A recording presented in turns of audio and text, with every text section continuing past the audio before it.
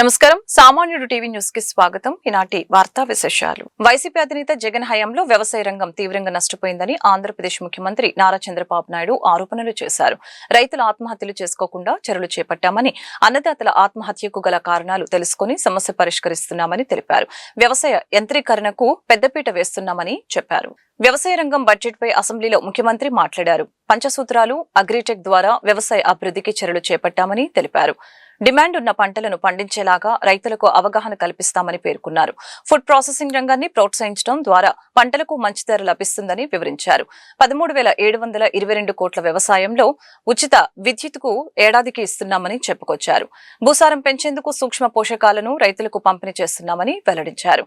రైతు భరోసా పేరు చెప్పి జగన్ హయాంలో ప్రభుత్వం మిగతా ప్రోత్సాహకాలు ఆపివేసిందని ఆగ్రహించారు. ధాన్యం కొనుగోలుకు 10,000 కోట్లకు పైగా రైతులకు ఇచ్చామని చెప్పుకొచ్చారు. 1,670 కోట్ల ధాన్యం బకాయిలు తాము చెల్లించామని పేర్కొన్నారు. ప్రతి ఒక్క రైతుకి అండగా ఒక ఏఐ అగ్రానమిస్ట్ ప్రొవైడ్ చేసే బాధ్యత ఈ ప్రభుత్వం తీసుకుంటాం. ఏ పొలం దగ్గరికి పోయినా మళ్ళీ ఎవరో సహాయం చేయడమే కాకుండా నేరుగా అసిస్టెన్స్ ఇచ్చే విధంగా తీసుకొస్తాం. ఫుడ్ ప్రాసెసింగ్కి ఎక్కువ ప్రాధాన్యత పెట్టాం. 14,230 కోట్ల రూపాయలు పెట్టుబడులు వచ్చాయి. దీనివల్ల 2 లాభాలు, ఒక పక్క ఉపాధి కూడా వస్తుంది. ఈ ప్రభుత్వం వ్యవసాయ ఆధార పరిశ్రమలు, ఫుడ్ ప్రాసెసింగ్కి ఎక్కువ ప్రాధాన్యత ఇస్తున్నాం. దీన్ని లాజికల్గా తీసుకెళ్తాం. ఇంకొక పక్కన దిశ ప్రకృతి సేద్యం 8,168 గ్రామాల్లో జరుగుతూ ఉంది. 17,75,000 ఎకరాల్లో ప్రకృతి సేద్యం సాగుతూ ఉంది. 15 లక్షల మంది ఫార్మర్స్ ఇందులో పనిచేస్తున్నారు. 29కి 50 లక్షల ఎకరాల్లో 40 లక్షల ఫార్మర్స్ని వ్యవసాయం ప్రకృతి సేద్యం వైపు పంపించే కార్యక్రమానికి శ్రీకారం చుడతాం. ఇదే కాదు, ట్రేసబిలిటీ సర్టిఫికేషన్, దీనికి కూడా ప్రాధాన్యత ఇస్తున్నాం. ఇంత మునిపే మినిస్టర్ గారు చాలా సమర్థవంతంగా చెప్పారు. దేశ ఒక విషయం మీరు చూస్తే రాయలసీమకు హార్టికల్చర్కి ఎక్కువ ప్రాధాన్యత ఇస్తున్నాం. ఈరోజు మీరు చూస్తే 20 లక్షల ఎకరాల్లో హార్టికల్చర్ ఉంది. అదే మాదిరిగా 400 మిలియన్ మెట్రిక్ టన్స్ పండ్లు, కూరగాయలు తయారవుతున్నాయి, ఉత్పత్తి అవుతున్నాయి. దీన్ని రాబోయే రోజుల్లో రాయలసీమ ఈరోజు దేశంలో వీఆర్ నెంబర్ 1.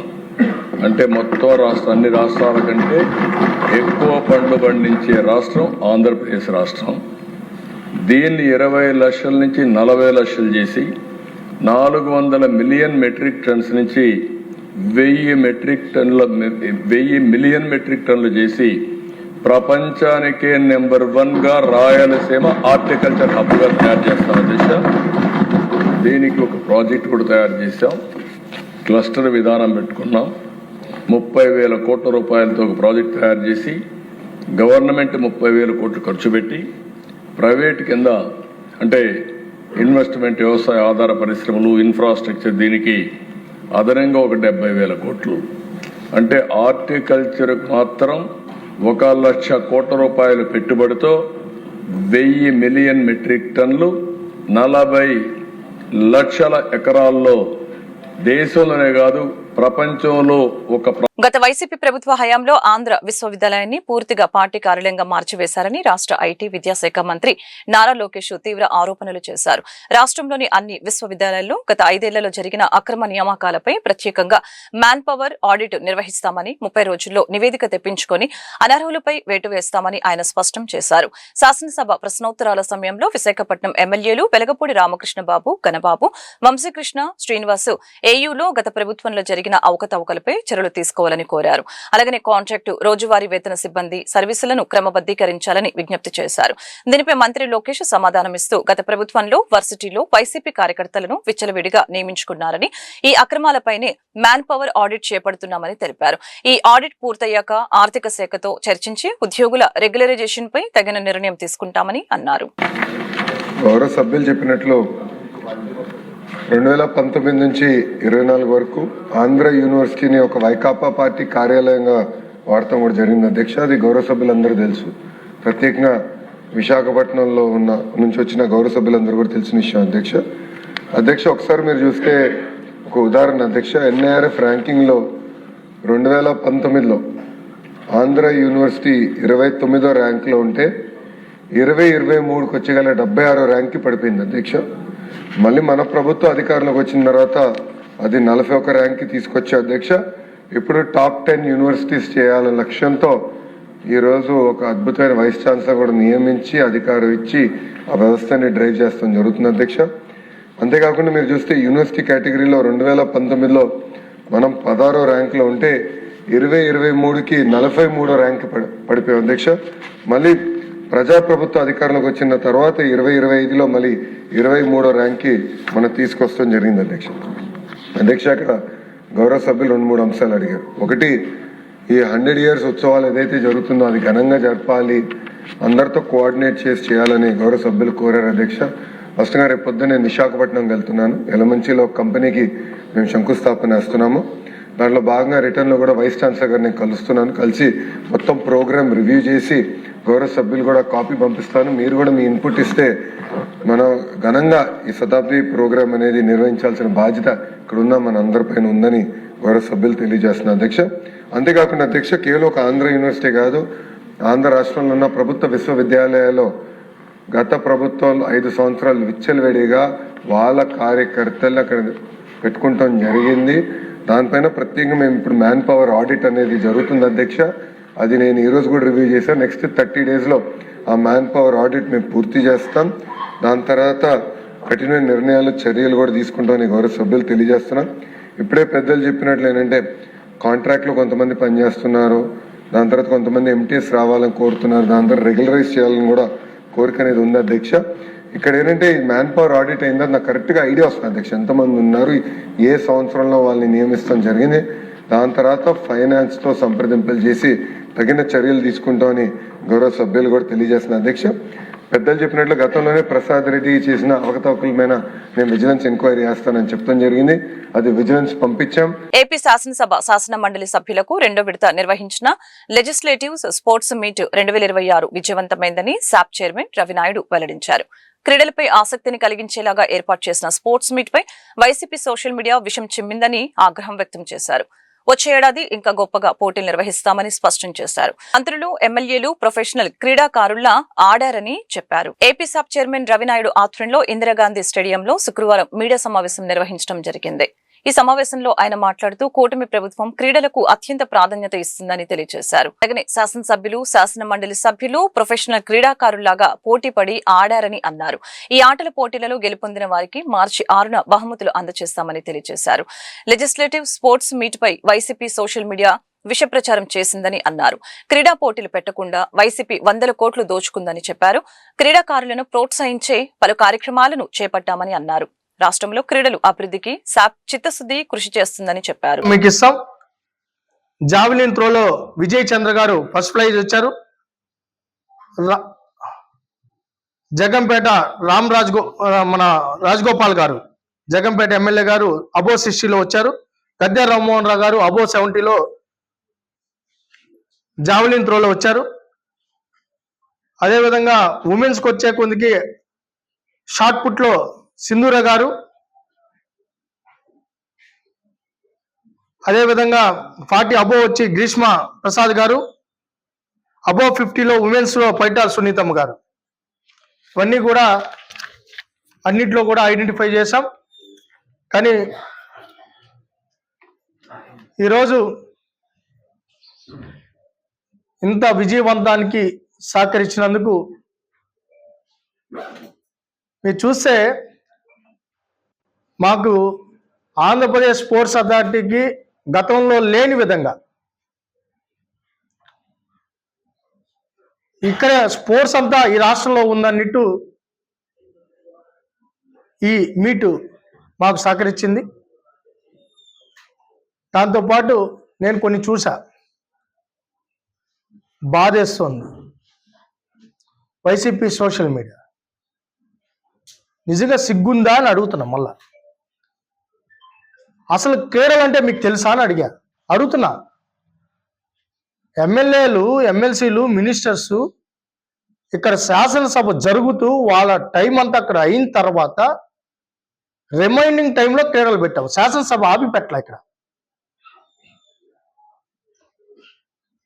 మంత్రులు కానీ, ఎమ్మెల్యేలు కానీ, ఎమ్మెల్సీలు కానీ మేము క్రీడాకారులకు గత వైఎస్ఆర్ కాంగ్రెస్ పార్టీ ప్రభుత్వ హయాంలో చేనేత రంగానికి రావాల్సిన కేంద్ర నిధుల్ని ఇష్టారాజ్యంగా దారి మళ్లించారని రాష్ట్ర చేనేత జౌళి శాఖ మంత్రి ఎస్ సవిత ఆరోపించారు. బుధవారం అసెంబ్లీలో ప్రశ్నోత్తరాల సమయంలో చీరాల ఎమ్మెల్యే మాలకొండే అడిగిన ప్రశ్నకు మంత్రి సమాధానమిస్తూ ఈ వివరాలను వెల్లడించారు. కేంద్ర ప్రభుత్వం ఆప్కో అభివృద్ధి కోసం కేటాయించిన 120 కోట్ల నిధుల్ని గత ప్రభుత్వం ఇతర అవసరాలకి వాడివేసిందని మంత్రి పేర్కొన్నారు. చేనేత కార్మికుల సంక్షేమం కోసం ఉద్దేశించిన నిధుల్ని అప్పట్లో పక్కదారి పట్టించారని, దీనివలన ఆప్కో తీవ్ర ఆర్థిక ఇబ్బందుల్లో కూరుకుపోయిందని విమర్శించారు. పెద్దలందరూ అడిగినట్లుగానే మనము అనేక సంక్షేమ పథకాలతో పాటు వీరికి చేనేతలకు చేదోడుగా ఉండాలని ఎన్నో కార్యక్రమాలు 14-19లో కూడా మనం ఇచ్చాము అధ్యక్ష. మరి 19-24లో అన్ని స్కీములు రద్దు చేయడం జరిగింది. గతంలో కూడా మనం 14-19లో థ్రిఫ్ట్ ఫండ్ ఇచ్చాం.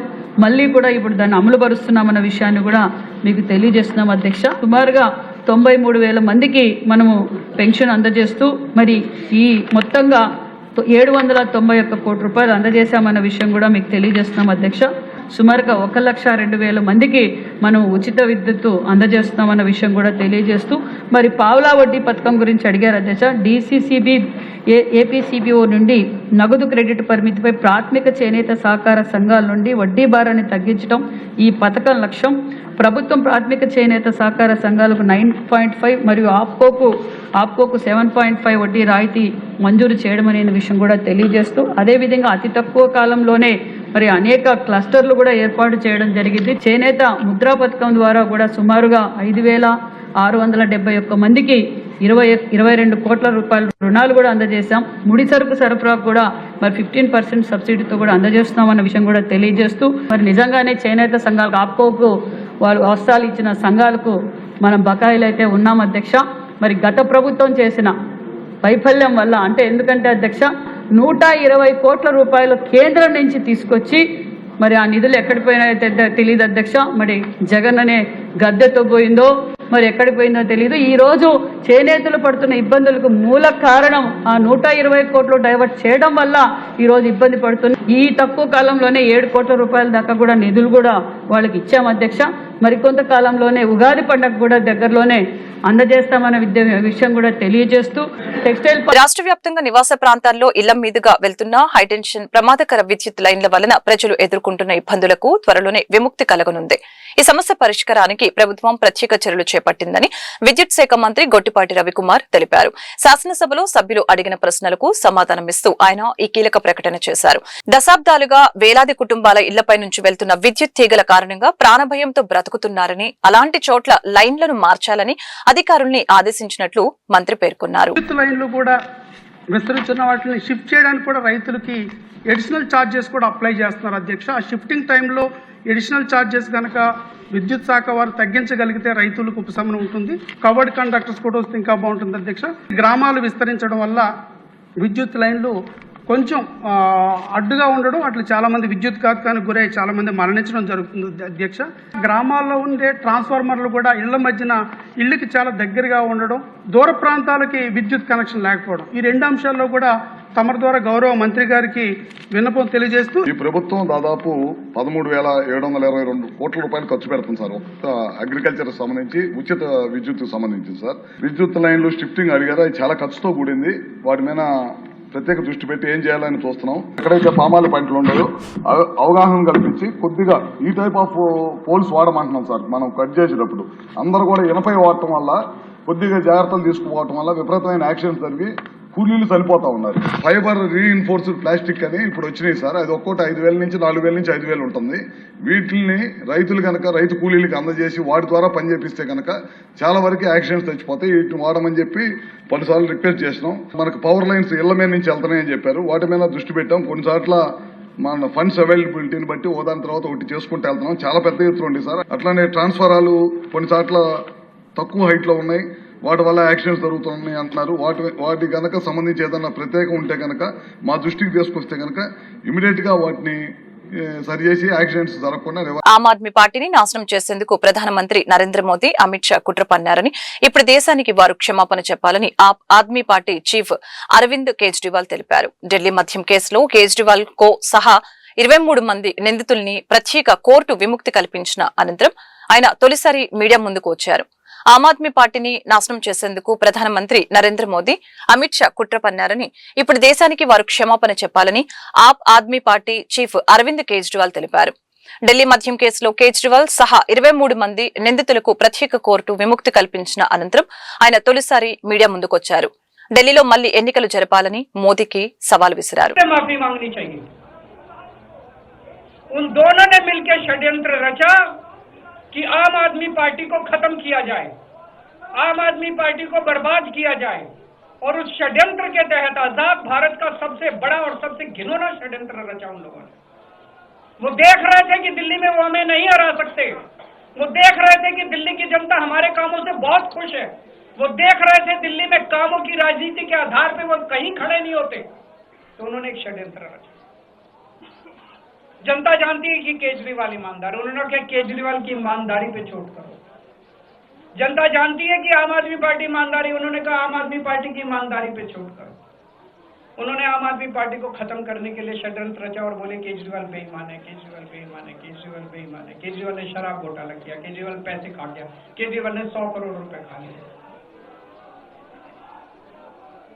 मैंने जिंदगी में केवल ईमानदारी कमाई है, मैंने जिंदगी में केवल इज्जत कमाई है, एक नया पैसा नहीं कमाया मैंने अपनी जिंदगी में। इन लोगों की तरह नहीं हूं मैं। मैंने जिंदगी में एक नया पैसा नहीं कमाया, केवल ईमानदारी कमाई है और ये उस ईमानदारी के ऊपर चोट करना चाहते थे, उसके लिए इन्होंने षड्यंत्र रचा था। आज कोर्ट के ऑर्डर के बाद ये साबित हो गया देश के सामने, केजरीवाल कट्टर ईमानदार है, मनीष सिसोदिया कट्टर ईमानदार है, संजय सिंह कट्टर ईमानदार है, दुर्गेश कट्टर ईमानदार है। Aam Aadmi Party Delhi liquor policy కేసులో ఢిల్లీలోని రౌస్ అవెన్యూ కోర్టు కీలక తీర్పునిచ్చింది. ఈ కేసులో ఢిల్లీ మాజీ ముఖ్యమంత్రి అరవింద్ కేజ్రీవాల్, మాజీ డిప్యూటీ సీఎం సిసోడియాతో పాటు తెలంగాణ జాగృతి అధ్యక్షురాలు మాజీ ఎంపీ కవితలకు భారీ ఊరట లభించింది. ఈ కేసులో కేజ్రీవాల్, కవితతో పాటు మొత్తం 23 మందికి కోర్టు క్లీన్ చీట్ ఇచ్చింది. అయితే తాజా కోర్టు తీర్పుపై కవిత మీడియాతో మాట్లాడారు. నేను పదే చెప్పిందే ఇప్పుడు నిజమైందే. లిక్కర్ కేసు నుంచి కడిగిన ముత్యంలా బయటకు వస్తానని చెప్పాను, అలాగనే వచ్చాను. న్యాయ వ్యవస్థపై మేము పెట్టుకున్న నమ్మకం గెలిచిందని కవిత అన్నారు. ఈ కేసు రాజకీయ కక్షలో భాగమే. కేసులో క్లీన్ చీట్ రావటం సంతోషంగా ఉంది. ఇది కేవలం రాజకీయ కక్షతో పెట్టిన కేసు అని ఎన్నోసార్లు చెప్పాను. అదే నిజమైంది. దీంతో నేను, నా కుటుంబం కొన్ని నెలల పాటు క్షోభ అనుభవించామని కవిత తెలిపారు. కష్ట సమయంలో నాకు అండగా నిలిచిన వారందరికీ ధన్యవాదాలు. మరింత ఉత్సాహంతో ప్రజల కోసం పనిచేస్తానని కవిత పేర్కొన్నారు. మాత్రం సంబంధం కూడా నాకు లేదు. నేను ఒక కడిగిన ముత్యం లాగా బయటకు వస్తానని చెప్తూ వచ్చాను. అదే ఇవాళ కోర్టు ద్వారా నిరూపణ అయింది. మరి కోర్టు ఏదైతే కుట్రపూరితమైన ఈ కేసు ఉందో ఆ కుట్రలన్నింటినీ ఛేదిస్తూ కంప్లీట్ గా ఆర్గ్యుమెంట్సే ఫాల్స్ ఉన్నాయని చెప్పి బేషరతుగా ఆ కేసులో ఉన్న వాళ్ళందరికీ కూడా మరి విడుదల చేయడం అనేది, క్లీన్ చీట్ చేయడం అనేది మనస్ఫూర్తిగా స్వాగతిస్తా ఉన్నాం. కాకపోతే బాధ అవుతా ఉన్నది. ఎందుకంటే ఒక్కొక్కరు సంవత్సరన్నర కాలం నేను స్వయంగా 5.5 నెలలు కుటుంబానికి, పిల్లలకు అందరికీ దూరంగా ఉండడం, ఆ బాధ, అవమానం, జరిగినటువంటి వ్యక్తిత్వ హననం, అవన్నీ కూడా ఎన్ని కోట్ల రూపాయలు ఇచ్చినా అది తిరిగి వచ్చేటటువంటి విషయం కాదు. ఎంత సమయం జరిగినా ఆ నష్టం మాకు, మా కుటుంబానికి జరిగిందన్న మాట వాస్తవం.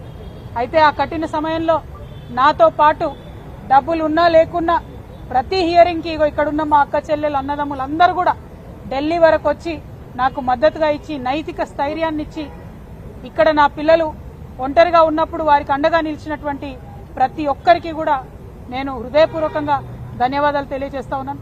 ప్రత్యేకించి మా అమ్మకు, మా నాన్నకు, మా అత్తమ్మకు, మా మామయ్యకు, మా మొత్తం భర్త తరఫున కుటుంబానికి అందరికీ కూడా నేను హృదయపూర్వకంగా ధన్యవాదాలు తెలియజేస్తున్నాను, పాదాభివందనాలు తెలియజేస్తా ఉన్నాను. మీరిచ్చినటువంటి బలంతోనే ఆ జైల్లో 5.5 నెలలు కూడా నేను పిల్లలు లేకపోయినా తెలుగుదేశం పార్టీ పతనానికి అంబటి రాంబాబు ఇంటిపై జరిగిన దాడి తొలిమెట్టు అని మాజీ ఎమ్మెల్యే జగన్మోహన్ రెడ్డి పేర్కొన్నారు. మాజీ మంత్రి అంబటి రాంబాబుని మాజీ ఎమ్మెల్యే నందిగం నియోజకవర్గం ఇన్ఛార్జి మొండితోక జగన్మోహన్ రావు, వైసీపీ ముఖ్య నాయకులు, కార్యకర్తలు పరామర్శించారు. అనంతరం మొండితోక జగన్మోహన్ రావు మీడియాతో మాట్లాడారు. సుదీర్ఘ రాజకీయం అనుభవం ఉన్న వ్యక్తి అంబటి రాంబాబుపై దాడిని వైసీపీ పార్టీ నాయకులు ఎవరూ ఒప్పుకోవటం లేదు. దీనికి సరైన సమాధానం చెప్పాలని పార్టీ భావిస్తుందని తెలియజేశారు. ఒక మాజీ మంత్రికే ఇలాంటి సంఘటన జరిగితే సామాన్య మానవుడి పరిస్థితి ఏంటి అని ప్రశ్నించారు. రాష్ట్రంలో వైఎస్ఆర్ కాంగ్రెస్ పార్టీ శ్రేణులను అంబటి రాంబాబును రెచ్చగొట్టే విధంగా బ్యానర్లు పెట్టింది మీరే కదా అని అన్నారు. చంద్రబాబు నాయుడికి దేవుడి మీద భక్తి గాని భయం కాని లేదని సుస్పష్టంగా తెలిసిందని తెలిపారు. నందిగామ కాన్స్టిట్యున్సీ నుంచి వివిధ పదవుల్లో ఉన్నటువంటి నాయకులు కానీ, వైఎస్ఆర్ సిటీ కార్యకర్తలు కానీ, ప్రతినిధులు కానీ, లోకల్ బాడీస్లో ఉన్న ప్రతినిధులు కానీ అందరూ